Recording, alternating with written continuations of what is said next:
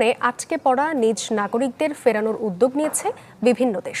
তবে তেমন কোনো অগ্রগতি নেই বাংলাদেশের। দ্রুত ব্যবস্থা নেওয়ার দাবি জানিয়েছেন প্রবাসীরা।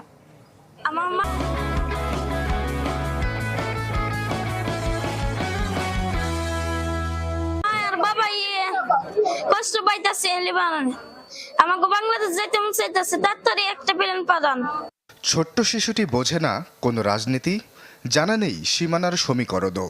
তার শুধু একটাই আকুতি, যেভাবেই হোক ফিরতে হবে মাতৃভূমি বাংলাদেশে। আমরা বাংলাদেশে যেতে চাই, আমরা হেল্প করুন। লেবাননে চলমান ইসরায়েলি আগ্রাসনে সবচেয়ে তীব্র হামলা চলছে দক্ষিণাঞ্চলের দাহিয়ায়।